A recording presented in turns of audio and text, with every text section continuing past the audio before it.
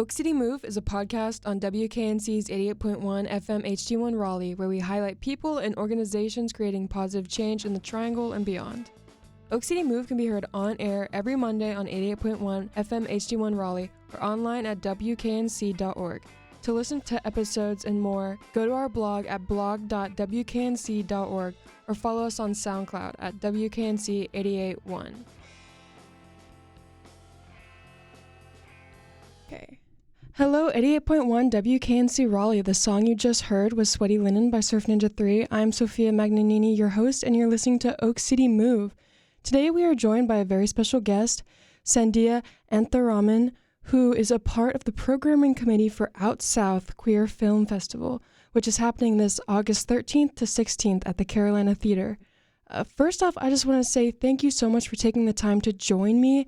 And if we kind of wanted to start out, for listeners who are hearing about OUTSOUTH for the first time, if you could kind of describe the festival in your own words. Yeah, thank you so much for having me. I'm so happy to be here. So yes, OUTSOUTH's 31st year is happening next week, the 13th through the 16th.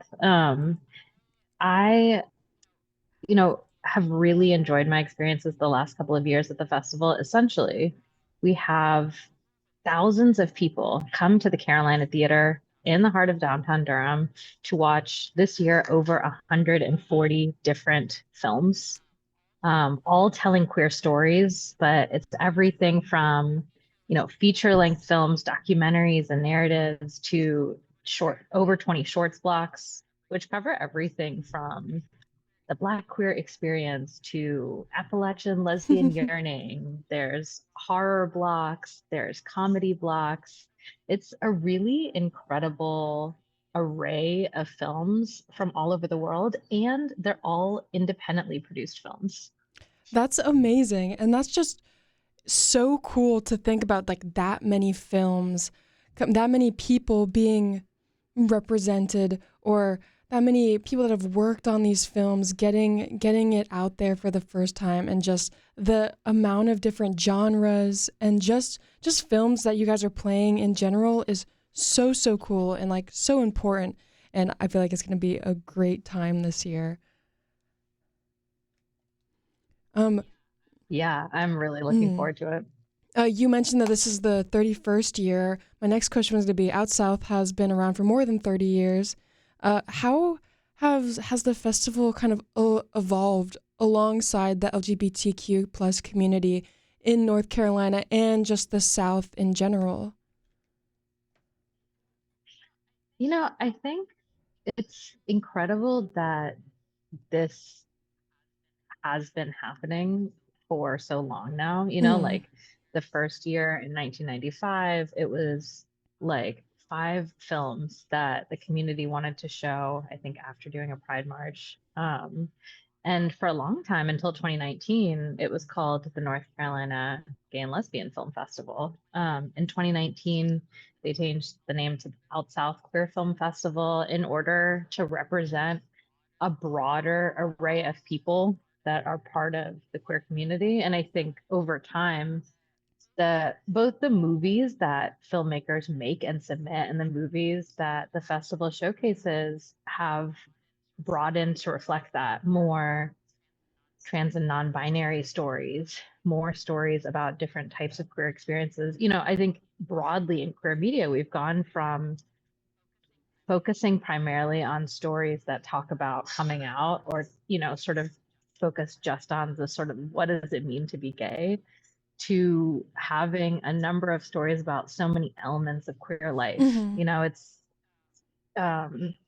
It's a much more diverse set of storytelling experiences now, which is so awesome, because I feel like you were saying kind of earlier, where in a lot of queer films have been evolved from just kind of becoming the coming of age kind of story, where like to then they're like, oh wait, we can just kind of make whatever we want. And like, so it's so cool to see the like how the community is kind of reacting to this evolution, and the things that they're creating because of it, which is so, so cool. Yeah, I mean, we can tell stories now about people that have been in relationships for 20 years and what it means to have, you know, challenges in a long-term queer Mm-hmm. relationship, right? Mm-hmm. Like you can talk not just about what it means to be like the first generation of people coming out, but to tell stories of intergenerational queer friendships and relationships and support. Mm-hmm.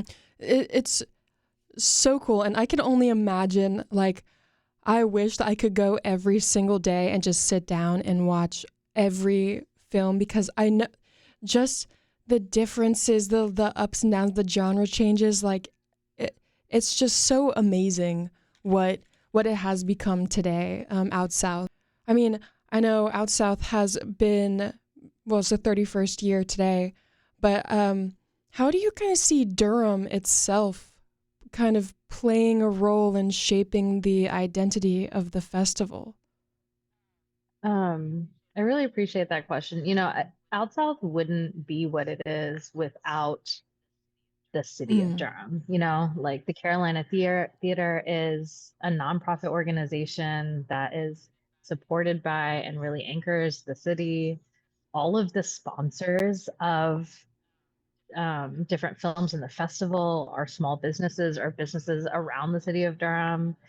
All of the like events and the specials that are part of the, you know, we have an after party at Arcana and we have a different after party at the Pinhook. Like, you know, all of these events that are part of the festival are because of community businesses in Durham. We have a resource festival with a bunch of nonprofits who are offering resources. Like, not to mention how many filmmakers there are that are like, you know, one of the filmmakers that's premiering her feature film called Whistle Downwind on Saturday night is actually like a Durham local.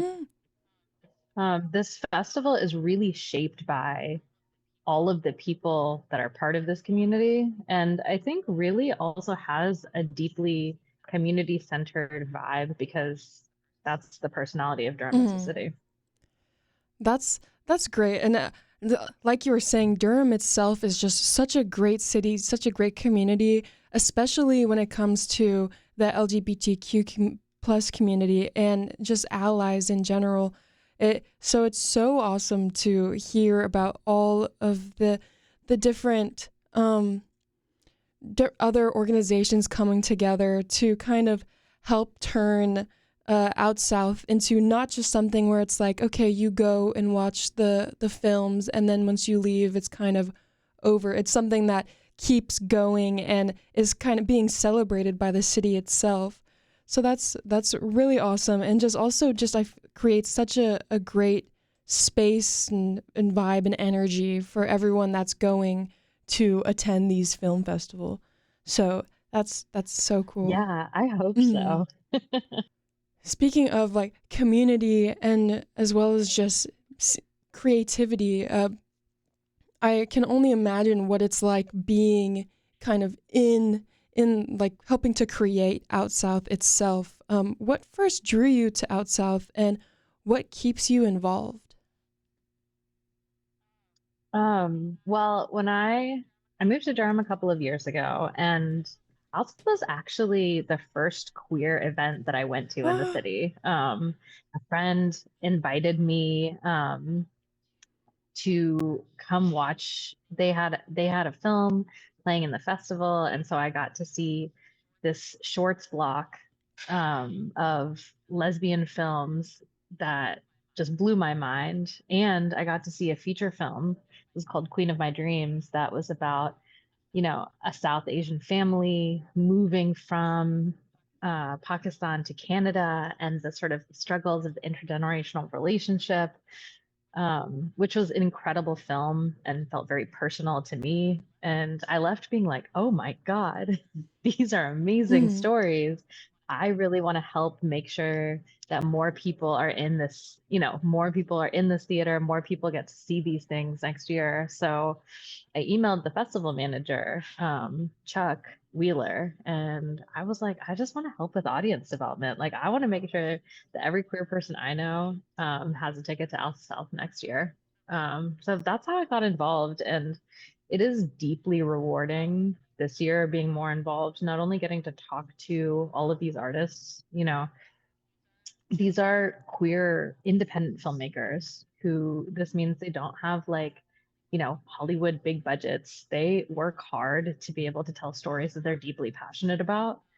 And it also means that these are stories that don't have to sort of like be approved by a big Mm-hmm. studio, they're incredibly creative and um, sometimes really unique types of stories. So both being able to support these filmmakers by putting their films on the big screen and getting to talk to community members who are just really excited that this kind of event happens in the city, it makes it so much fun to be a part of.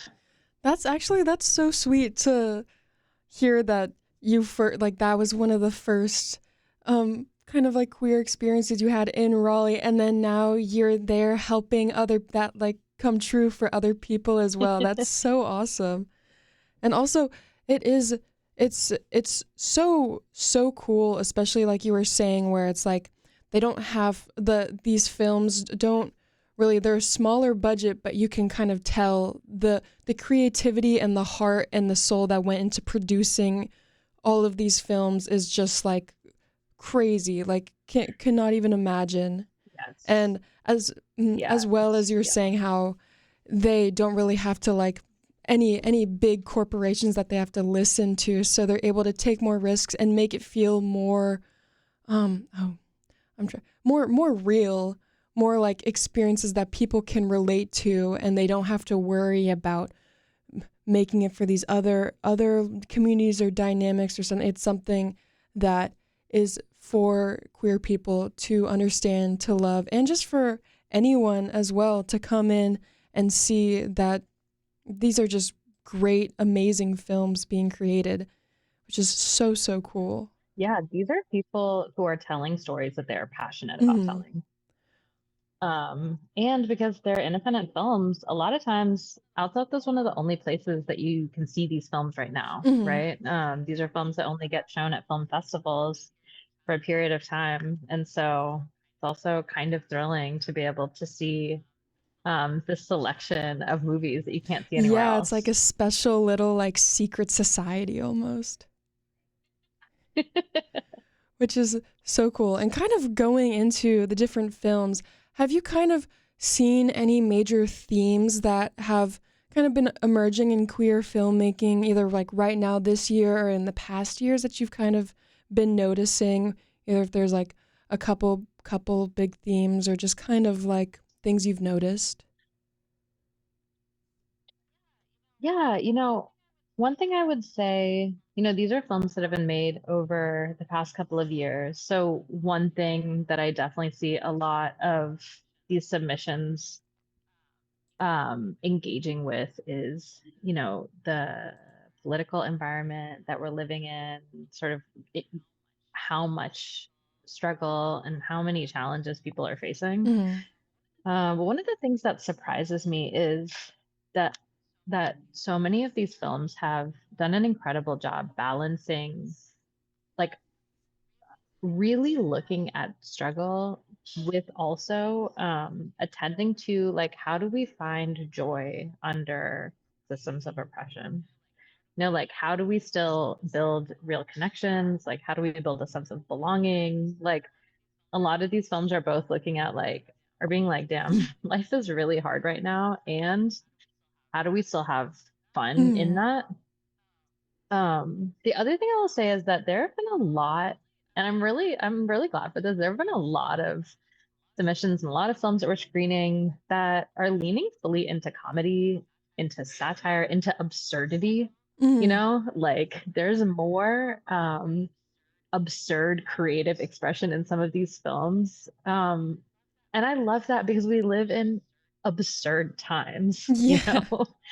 and so like I appreciate the fact that people are letting this sort of creative expression come through in their films. Oh, that is so cool. And I can only imagine Like I feel like I need to just sit all every day and just watch through and through cuz oh my god, it's just so like you were saying earlier too with like how much work they put into these films and to create such beautiful scenes, beautiful stories and just like conveying it to the audience is something so incredibly special and unique, especially with this film festival.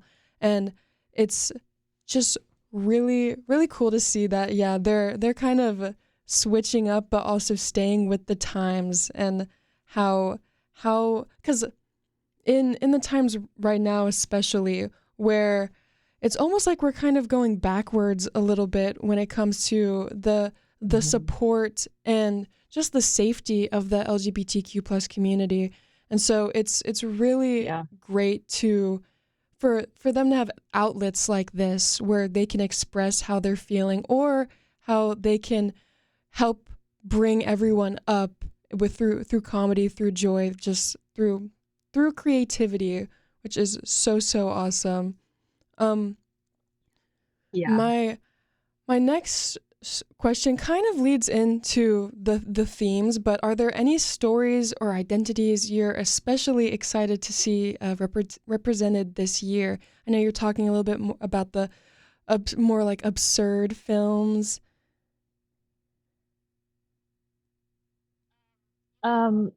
It's hard to Yeah. choose because we have so truly. I'll tell you some of the ones that come to mind, but I mean there's an incredibly diverse selection this year. There's a documentary called Hunky Jesus that is about the Sisters of Perpetual Indulgence in San Francisco. And one of the sisters, Sister Jaja Glamour, is actually going to be in attendance at the festival this year. And I believe that she is blessing the Oh, festival on that's Thursday. amazing. Yeah, it's incredible. We're screening this really gorgeous documentary about transmasculinity. One of the main subjects of that film was a young trans man from Charlotte that is really beautiful. And the directors at that film will be here to do a panel. We have one called Free Beer Tomorrow that is about a lesbian bar in Ohio that's being sponsored by Arcana, which is the lesbian bar in Durham. Um, we have the documentary or the narrative that I mentioned earlier called Whistle Down Wind that is all about like Appalachian lesbian yearning.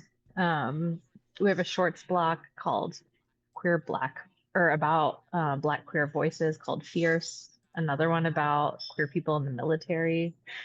Um, Not to mention a couple of different shorts blocks that have all like horror, Ooh. sci-fi, and fantasy shorts. It's a really wide, and we have shorts blocks on gay men's stories, on lesbian stories, on trans and non-binary stories. Like it's kind of hard to choose one or Mm-hmm. two pieces that I'm really excited about. It's more like how do you design the festival? Like, how does any individual viewer design a festival experience for yourself? Because there's so many different types of experiences you can have depending on what you're interested in. No, you said that really well because it's truly so hard, like especially with how you're describing this where it's like you sit down for one film and it's something and then the next film something completely different and then the same with the next where it's so cool like all these different genres kind of put together and you're seeing such a broad spectrum of creativity and just the minds of these directors, of these actors, of these producers. Like it's so cool to see all of this kind of put into one festival. Something else, Yeah, I totally agree. something else I wanted to kind of ask because I know you're saying there's a huge amount of films this year. How do you kind of go about selecting films from so many submissions as well as what's kind of something that people probably wouldn't realize about what it takes to create and produce a film festival like Out South? Ooh, well, on the like, how do you choose what gets Mm, programmed side? So I'm a member of the programming committee. I think this year we have something like 25 to 30 people that are part of the programming committee. Um, and so it's really like a large and diverse group of people that sits down and watches um, all of these different submissions, gives them ratings, talks about like what appeals to programmers and what doesn't. And, there's a wide range of opinions. Like, not every film that gets submitted is going to appeal to every mm, person. And I think it's really a strength to have a committee that is able to create a diverse enough selection of films that's going to appeal to a wide set of people, Like, I think the audience at OutSouth is, given that it's a festival that's been running for over 30 years, there are people that, this will be their first year coming to OutSouth, and there are people who have been coming to OutSouth the entire time it's been mm. running. So you have this incredibly broad set of people that I think you like hope to appeal to in some way or another. Um, I think what I didn't think about until I got onto the programming committee was that, you know, like you really only have like a choice to program among the films that people submit. So there's also a lot of like, what are filmmakers interested in making, Hmm. that impacts the kinds of films that you're going to be showing. Like we were talking about themes earlier, and like it's like really dependent on the types of stories that people are interested in telling, that shapes what the final program is going to look like. That's really interesting to think about too, kind of like how different things that happen in society kind of helps inspire these different filmmakers that kind of creates almost like a theme throughout, even when it's like different genres and such. So that's something really, really cool to think about. And something else. Mm, Exactly, especially because films take a couple of years to mm, produce. These are, and so it's kind of like, what were the ideas that people were inspired by in the last 1 to 2 years, and what is the product that we're seeing now? yes, it's so interesting to kind of think about and look at. And something else that you said when you're kind of pointing out how since Out South has been going on for so long, there are people who might be their first year, and there's people that have been coming here for so long. Have you noticed like the festival helping build connections between the different generations within the LGBTQ plus community? I mean, I have to say for myself that like my friendship and relationship with Chuck, who's the festival manager, is one of those.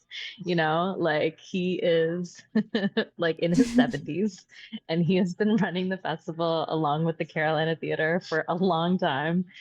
But he was really, and I'm a millennial, and it's actually been really Mm, fun to connect both as people who care about creating a great festival experience, and to talk about how different films, as we've watched them through the program experience, impact us in different ways, and the relationships that we want to activate through the community.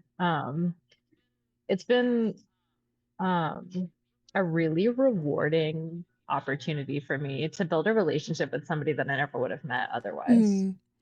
Which that's so cool because just just like that experience where it's kind of people that you wouldn't really if you hadn't like get put into this position wouldn't really have a connection with, and it's so cool to build those type of connections and create something that's just so awesome, and you couldn't really think about if you didn't have those connections now. And it's probably super similar for a lot of the audience members as well, who kind of are all coming together to support these films, to support queer media, and just kind of Mhm. seeing all these different experiences that they've all had throughout their lives and coming together with it, which is just so cool. And it warms my heart to think about. Like, that is just amazing. Like, that is so cool. Um, Along with that, as we're kind of talking about time and like generations, where do you see queer cinema heading over the next decade? And also, to build off of that, what would you love to see Out South become over the next couple years or decade? Um, you know, one thing that I am really like coming to learn about and appreciate about Durham and about North Carolina is the the breadth of resources that exist here. There's, you know, a deep and passionate community of filmmakers that exists here that is really uh, dedicated, I think, to creating a welcoming and supportive environment for new filmmakers. Um, I think one of the things that makes OutSouth special is connected to the way Durham is. It's a real community vibe. Like there are a lot of filmmakers who have shown films here over the course that they made over the course of their careers, right? Like they come back over and over again to show new films at Out South, filmmakers who talk about how they met their producer or they met, you know, another person on their crew or cast at Out South, people who meet and watch each other's work and then continue supporting each other over the course of time. Last year we had a workshop called Made in NC where some of the filmmakers who premiered their works at OutSouth last year were talking about like how North Carolina can be an incredible place to make films. Like you don't have to go to Hollywood, you don't have to go to New Mm-hmm. York City to make film. There's a community here that can support you to do that. And that's one of the things that I am really looking forward to continuing to deepen here, right? Is a sense that um, there is like a deep bench of talent here in North Carolina that is excited to make and support film. And I hope that Out South continues to be a place where filmmakers can come together and really feel supported in that work. Mm-hmm. Which is so awesome because yeah, like you were saying, which we hadn't really talked about in the beginning, but just not only is Out South bringing together just people to come and watch these films in like a community, but also the community of filmmakers themselves to kind of bounce off one another and collaborate and see what other filmmakers are coming out with is so special and so important. And because it's just such a great opportunity out south for so many reasons and in so many different ways for people, where it's just what you guys have put on for years and will for years is just something that like cannot be changed. Like the energy, the love, the community, it's so awesome. For people who are interested in getting involved, whether it's just going to see the festivals or if there's any opportunities. I know it might be a little late for this year, but if there's any opportunities for volunteers or community partners to work with the festival, if you kind of want to talk a little bit about that before. I will say that Out South is absolutely a labor of love. Like it's both, it's like a deep partnership between the Carolina Theater and all of the staff there and all of the volunteers that help make it a special experience. You know, people volunteer on everything from the programming committee to helping, you know, to volunteering their time to support the resource festival, to taking tickets at the door, to helping to promote the festival. There's so many different ways to get involved, and we're absolutely always looking for more people who want to participate. And I would encourage anybody that's interested in doing that to reach out to Chuck or reach out to me. It's I think it's something that just gets better the more people that are involved. Mm, I 100% agree. If someone has never attended a queer film festival before and Out South this year would be their first one, what would you tell them to expect? Ooh, great question. Okay, so a couple of things I would say. One, it's just uh, a lot of fun. There's a ton of energy. This year we have over 90 artists and filmmakers attending. And so, you come to the Carolina and it's just this big, busy group of audience members and filmmakers and artists. And everybody just like, there's such a good buzz in the Mm, air because people are just watching films and having a great time. I will say that, like there are a lot of like options of things to see, but at the end of the day, like I don't think you can really go wrong, like and the experience of going to the festival is really just the experience of going to the movies at the Carolina. Like there's short films, blocks, or feature films playing on every single screen. You get your popcorn, like you get your tickets, you get your popcorn, you go sit in the theater, you have a great time. And for a lot of the blocks, if the artists are in attendance, we'll do a little Q&A afterwards. that's so cool. That was another thing I meant to mention earlier, but just the Q&A portion is also just so special for the audience as well as for the filmmakers themselves because then they kind of get to see how much their film kind of moved the audience and like the different questions that Hmm. it creates and how they feel about it, which is so awesome. And for my last question, this is a little random, but are you a popcorn or candy person? And if you're both, what is your preferred candy for movies?